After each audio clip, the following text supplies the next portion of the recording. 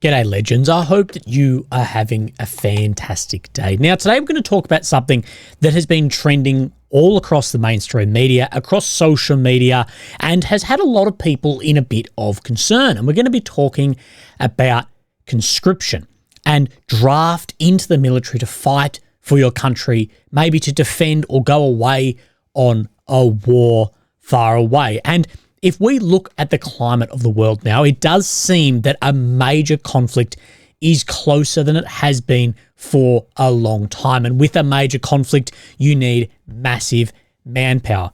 And this in turn, with weakened militaries and a huge need for people, has led many to the conclusion that a military draft would have to take place in Western nations to fulfill the needs of those defense forces, those armed forces. Now, I spent a great deal of my adult life in the military, in the combat corps, in the Australian military.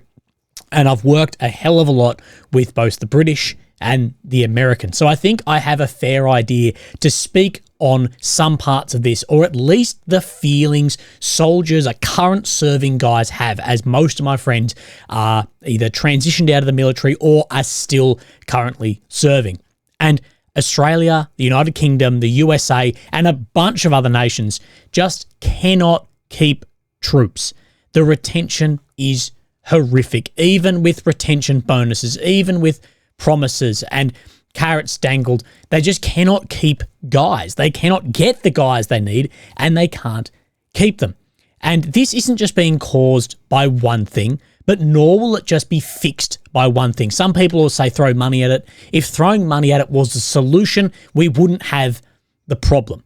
And I think the main issue is the alignment of the government and the public's priorities are varying greater than ever. And this just doesn't help, that people don't see eye to eye with the government. And events in past years have lowered the trust between the public and the government more than ever. Now, frontline troops are overwhelmingly men. You'll hear numbers of the defense force as a whole, but if you start zooming in and you get down to your combat corps, your armoured, your artillery, your infantry, absolutely overwhelmingly men. The Australian military has spent millions upon millions to attract females to these jobs. One, the attraction into these jobs, there just wasn't that many women actually wanted to go into these, and a lot of the women who did go into them got injured just due to the physiological differences between men and women. That is not saying that some didn't succeed and did very, very well in these positions. It's just talking as a broad overall picture. Combat corps are majority men. And typically these men are of a certain background, certain upbringing. And they're not only attracted to these frontline jobs because of this, but they're recruited because of these bits that make these guys. They're attracted to this because these guys are warriors. And not only will people say, well, I want to go and serve my nation, fight for my nation, there are guys who just want to go and kill people. And like it or not, even if we're told those people are psych, whatever, there's people like that who are attracted into those positions. And like it or not, these men who are in these positions are typically not in line with the ever-present, what we'll call, wokeness of the governments that they're trying to instill. And it seems a bit funny when you're in the military and you see this and you're like, but that's not represented in my job or the people around me, at least on the whole. And people see the decisions being made and the uncertain future because of this. And a lot of people ask themselves the question, why would I die for this? Why am I doing a job where I can get paid 5 times as much over there as I do here, when my views and most of my team's views don't actually align with where the government is sitting? You see people burn flags in the street a few days ago on Australia Day, people saying F Australia and burning the flag that you are meant to die under so that person can enjoy the freedom to do that. And a lot of people to this will say, no, thank you. Now, I served in the military myself, and I would sign up to serve again. And it would be to serve beside all the lads that I know would sign up again. But personally, I don't agree with a forced conscription. I think the governments of the day have a responsibility to create the environment of the nation that people would actively want to defend her freedom. And even if this freedom came at the cost of one's life. And the governments in the UK, the US, and Australia, I think on a whole, aren't creating that environment for people who are passionate about, who are patriotic enough to say, I will die for this nation. Yes, there is a group of people that do it, and these are the ones that go and serve. But I think on a whole and a wider conscription, I think our governments are failing actually to create that environment. And the same people that we are constantly told are the problem are the ones who will be rallied to give their lives to defend the nation. This comes with all these throwaway words of toxic males, men in jobs. Sorry, but these guys who like working out, who like yelling at each other, who want to go and shoot guns, these are the dudes who also go and defend the nation. And these are the people putting their lives on the line for this. And these are the ones also that we will be calling upon if something like this happens. And I think the appetite to be called on for this when you said that you were the problem is very quickly fading. Now, you'll hear a lot in this. I'll say men, the boys, the lads, whatever. And people say, well, what about women in the draft? Completely get suffragettes, women's rights. Thank you. Revoke my rights. Revoke it and put me back in a kitchen cooking a Vicky sponge. I drafted for war. Are you all right? If you want to push this so hard, you go.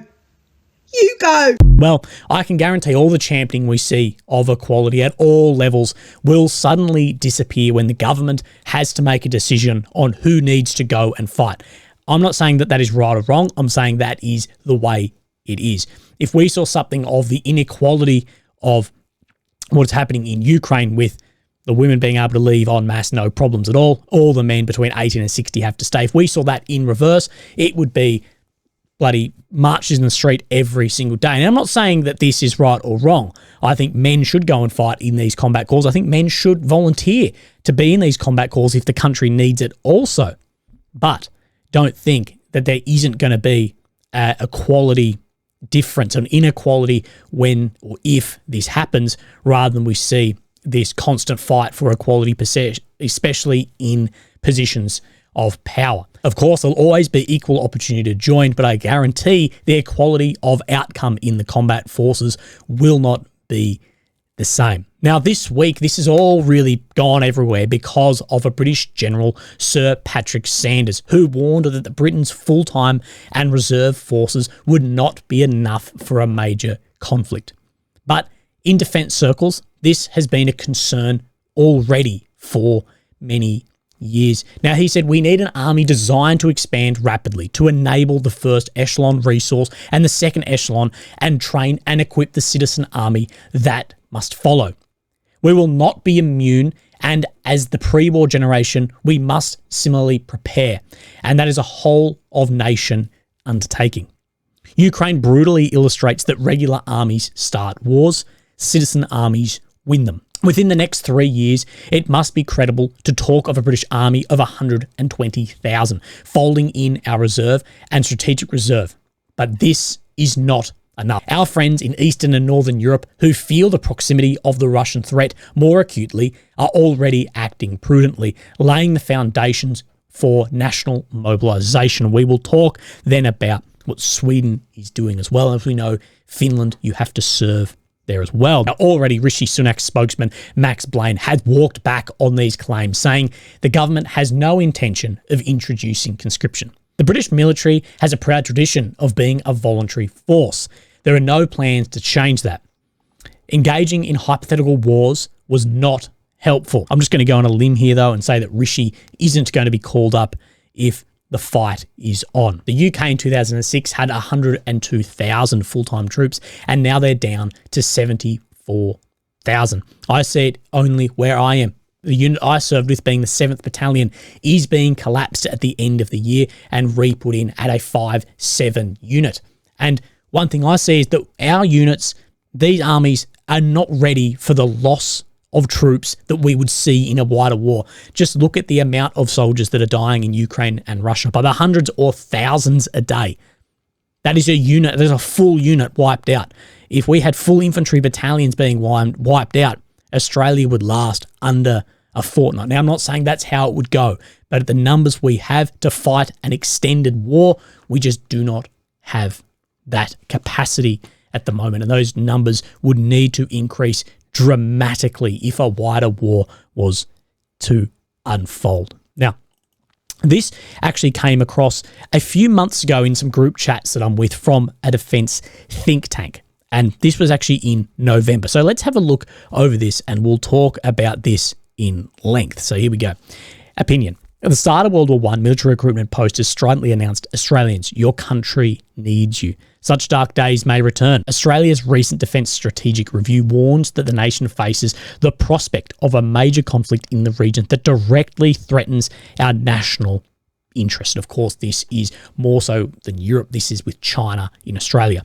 Unlike the posters noted, the review avoided tackling the issue of expanding currently assessed understrength workforce in such an event occurred. The only suggestion was to rely on the 26,000 part-time reserve personnel if a larger Australian Defence Force was ever needed. Again, this is just not enough people. However, in Australia's two previous major conflicts, World War I and II, the small number of what would now be called reservists proved grossly inadequate, and very large numbers of people needed to be quickly drawn in from the wider nation. As an example, in 1942, 1 million Australians became directly engaged in the war effort, about a third of the nation's total workforce at the time. Of course, Australia was a much smaller country then. In the two earlier major conflicts, most of Australia's military personnel were conscripts or short service volunteers who generally had rushed and inadequate training, as they were urgently needed at the front line. Unlike today's long service professionals, they did not have time to develop deep experience and expertise. And we're seeing this in Russia and in Ukraine, that guys are conscripted, they're mobilized, they've given a few days, a week maybe of training. If they're lucky, they get to go out into the UK and train, or they get longer training. But we are seeing on both sides, guys absolutely picked up off the street, literally picked up off the street, given a weapon, a few days of training, and thrown onto the front line. And they say here, these long service professionals, what we're seeing now is career soldiers in places like Australia, America, and the UK. But there's absolute inadequacy of how many numbers of long-term soldiers there are, and the ability to actually train up and spin up that training for guys who are then mobilized. So let's have a look then at part 2 of this. And I can link this below if you'd like. 21st century divisional operations are envisioned as very different, occurring across very large fronts in a non-linear battle space. Well-distributed forces employing joint precision fires across hundreds of kilometers. And this is what we talk about, this asymmetrical warfare, more so what we saw in sort of your Afghanistan, Iraq, more so than what we're seeing in Ukraine, Russia, where it is just a front line, a defined front line, trench warfare from there. And that is where a lot of the training is, and we may need to swing that training back to more traditional, conventional style of warfare. Friendly forces will at times need to be able to act independently when Friendly forces will at times need to act independently when communication systems are cut due to kinetic, cyber, or electronic attacks. Moreover, the command headquarters will need to stay moving to avoid being located and quickly destroyed by precision-guided weapons. Things like drones, cheap drones, have absolutely made the command a huge, huge threat to anyone, not only another state army, but a militia force as well. The ability to keep moving is going to be critical, especially with thermal, night vision, drones, ISR. It's going to just be crazy, especially where this cyber or electronic attacks are going to be hitting a lot of the systems behind the front line also. The contemporary concept of distributed multi-domain operations is complicated and assures most of the personnel concerned being long service professionals. So what it's saying here is this is going to be very difficult. Being a soldier is not easy. It may seem easy. It takes years and years to be really proficient actually at what you do. And of course, you're not going to get this with guys who you drag off the street, give a week of training, and chuck out on the front line. It's unlikely such a system could be made to function if the individuals involved had incomplete and hurried training and lacked the expertise necessary to independently handle unexpected combat situation in times of great success. And this right here, this is where you see the difference between the special forces and your regular forces. If you were to put 2 and 2 on a range, yeah, you say, oh, those guys are better shooters than those guys. But the main thing the special forces has is the maturity in unexpected combat situations. Finding the numbers of well-trained and experienced personnel required will be hard. In any major conflict, many of the peacetime professionals will have been lost in early operations or sent rearwards to train the follow-on forces. Being hurriedly reformed, the reserves are likely to be similarly quickly dissipated. So that these many peacetime professionals, these guys will wear the brunt of those initial attacks. And we'll find out more about this when the Ukraine-Russian war ends, about how many of those full-time professionals actually died in those first waves of attack. Not only when Russia fired the missiles in, but then Russia put the VDV, the paratroopers, into hospital. How many actually then died in those initial attacks? And here we have sent rearwards to train the follow-on forces that you're going to need experienced guys to train other forces to go in, so they won't then be on the front line being utilized. And this is what we see with some of Russia's best soldiers being your Wagner PMC guys who have a lot of experience and not anymore fighting. They're training other forces to go on from there. Luckily, Australia is fairly good at this, as we have experience over decades in Afghanistan training other forces, but we lack the numbers hugely. Indeed, the reserves training of one night a week, 1 weekend a month, or a few weeks a year, that is how much reserves train, is unlikely to meet the demands a major power conflict would impose from the start. At the end of the day, there is a difference between reserves and full-time. One is part-time and one are professional soldiers. Sorry, reserves, it is just the way it is. I'm not disrespecting you at all. Fantastic. You have a complete other job, a complete other life, where you're full-time soldiers. That is all they do. It is just their bread and butter. Luckily, a lot of the reserves were ex-serving guys as well. This reality has complications. First, an expanded Australian Defence Force cannot be simply a larger version of today's force designed and equipped for long service professional. Instead, the design of a future expanded force will need to have considered and included the qualities and quantities of the people that will join in a time of crisis and war. And this is always a problem. You can't just recruit anyone. You can't just get anyone. You still need an amount of people and an amount of competent people, and people who also just want to be there. You can do anything you want, but you can lead a horse to water. You can't then make them drink. You can't then make them fight. Second, a new people rushing to the colours in times of war are unlikely to have the same personal qualities of those of the earlier major conflicts. We're not going to be as harsh in recruiting as we are now. Just not going to happen. Today's young Australians that may arrive en masse in times of extremis are seen by Dr. Craig Carter as activist warriors, educated, networked, socially aware, and entrepreneurially inclined. And this is a difference that we are seeing, that we in the world wars, say in Australia, a lot of the guys signing up, a lot of the guys being conscripted were farmers. They're out, they're shooting, they're hunting, they're where he says a lot of the guys now are educated, networked, and entrepreneurially inclined, that will they actually want to sign up and fight? They are unlikely to easily fit within the last century's models of force expansion that tended to assume all were identical, compliant, and able to be easily slotted into traditional military force structures. The boys out on the farm playing footy slot into the army very easily. The methods of expanding the Defence Force will need to be appropriate to the Australians on which it is based. If all this sounds strange, the idea here is that a military force reflects society, a famous old idea of the famous Anglo-Australian general. This is unlike today, where civilians are moulded to fit into the military service they join. The old saying is, you joined the army didn't join you. But if we're conscripting people to go and fight, well, maybe the army may have to join you a little bit. We're going to get different people signing up.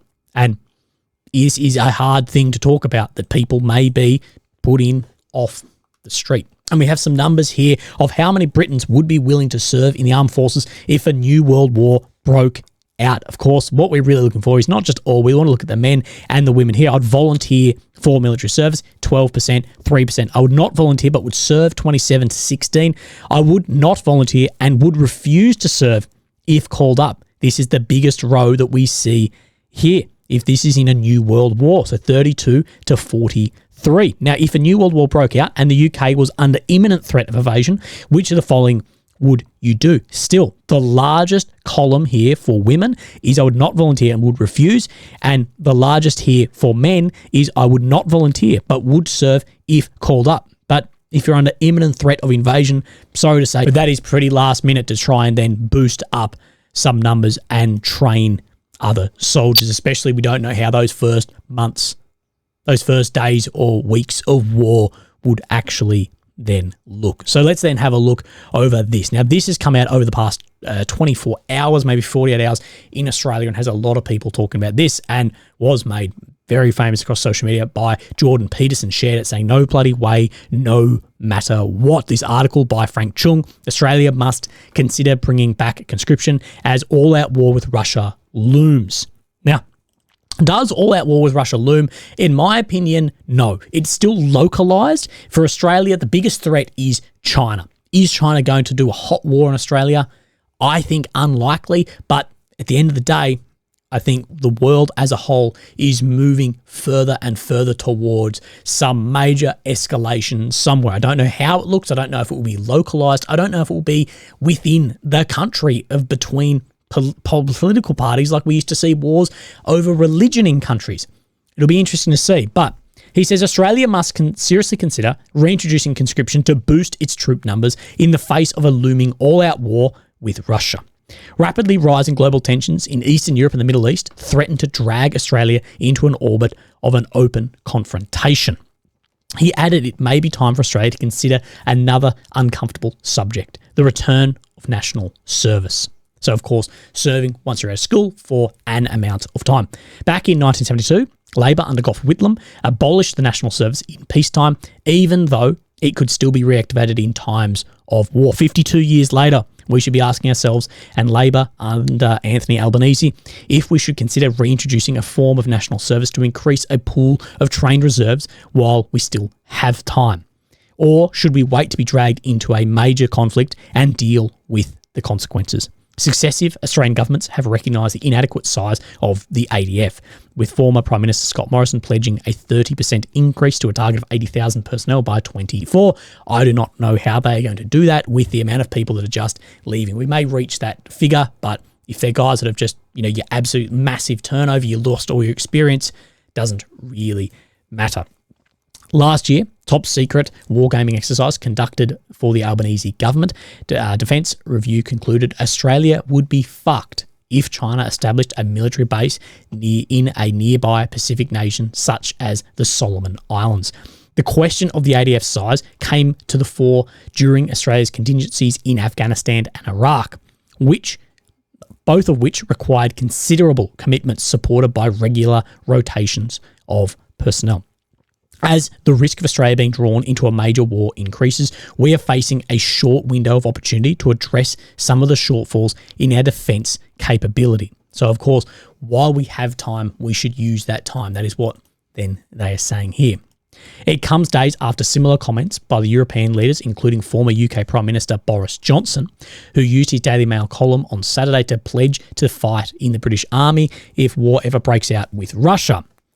Sorry, bloody Boris, but I don't think, again, you and Rishi can sit out and have fucking tea somewhere. You're going to need your young lads out there fighting. Mr. Johnson was responding to comments last week by General Patrick Saunders, who we spoke about in the start of the video, the UK's highest-ranking army officer, who warned that British citizens should be prepared to fight in a potential land war. Mr. Boris has said, no sooner had I posed myself the question, would I sign up to fight for king and country, than I had the answer. Of course, I jolly well would. But judging by the numbers we saw before, most people do not have that sort of idea to, I jolly well would sign up. A lot of people don't. And at the end of the day, the question's being posed on like a street somewhere by a newspaper. Going, would you sign up to fight? That would be very, very bloody different if that person's asked that as there's bombs and missiles dropping and a realistic possibility that you will die. Now, some people will swing to a yes, fuck, now I know this is serious, I need to go and fight. But I think the majority of people will go, holy shit, this is actually real, and not. But Mr. Johnson said that while he hoped and believed his services will not be called upon in a direct military confrontation with Russia or any other potential adversary, it would be deluded to think that war is impossible. Now, I think there is actually a two-pronged attack in this as well, that support to Ukraine is diminishing both publicly and in the media. And what we see a lot of in the beginning was Ukraine can beat Russia. Ukraine is the forefront to fight and beat Russia now, and that Russia wasn't a threat. Now we've seen this shift in saying that Russia is a threat. There may be a war with America, Australia, the UK, Europe with Russia.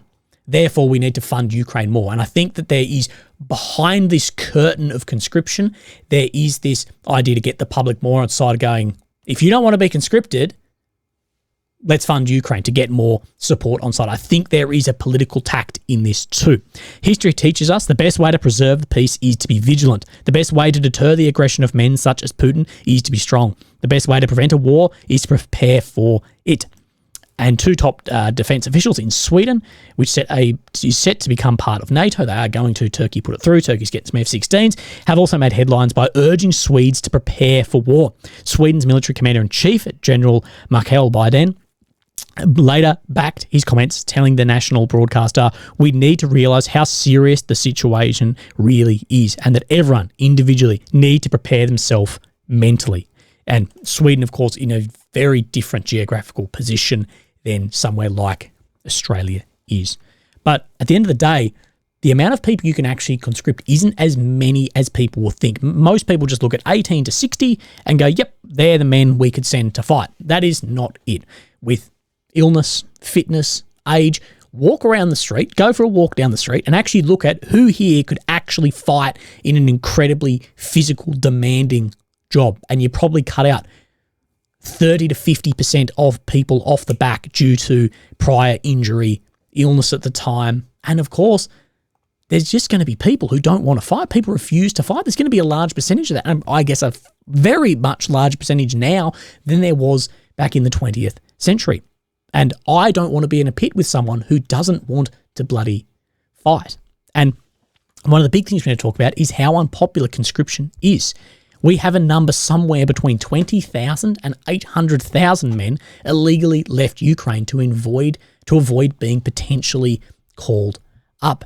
And we've seen Russians leave as well. Now, this guy's a really great YouTuber, NFKRZ. He's a Russian lad. Now, he left Russia to avoid being potentially conscripted, but also there is a second part in this because YouTube is banned in Russia. You can't monetize in Russia. He also wouldn't have had an income, so he's left out to Georgia. And in April 1916, 200,000 people demonstrated against conscription in Trafalgar Square. And like I said, the demographic of people then is very different to what it is now. And we see the MOD has released this, the Brits, only today, only the 28th, so yesterday, 22nd Jan 24, Russian authorities reported there had been 220 attacks on military enlistment officers since the conflict began in Feb 22. Other statistics from the media outlet, Mediazona, reported 113 attacks on enlistment officers recorded, blah, blah, blah. Taken together, these statistics indicate a doubling of arson attacks on enlistment officers. The SVR accuses those responsible for the arson attacks of acting at the behest of Western officials. However, the increase in attacks is highly likely due to a greater sense of disaffection with the war amongst the Russian population, and especially those who would be mobilised should a second wave of mobilisation be announced. Some of those accused of perpetrating such attacks have been charged with terrorism and treason. Further mobilisations would be a contradiction of Putin's promise at his 14 December 23 annual news conference that there would be no further mobilisation. The attacks highly likely suggest a lack of confidence in this promise. But we are talking about conscription everywhere over in the West as well. But I want to know what you think of this. I know I probably made some pretty out there conclusions around, how I see the military now and what I see in the future. And I guess a lot of people will disagree with that. But at the end of the day, this is how I see it. And I see that there is no reason to be reducing the capability of our militaries, not only in size or money, but also in the political game bullshit that people like to play with the military, to use it to maybe try and buy some votes. And also, the military needs to be the military. They are there to fight. They're not there to do all these other little tasks here and there. Yes, they are a capable force who can go and help in flood or help in fires or help when there's a spicy flu going around. But that should never be put as their primary mission. Their primary mission is to seek and close and kill the enemy in defense or offensive actions. But legends, that is all I have for you today. I hope this wasn't too far different from what we normally talk about, but look after yourselves and I'll speak to you soon. Thanks. Bye-bye.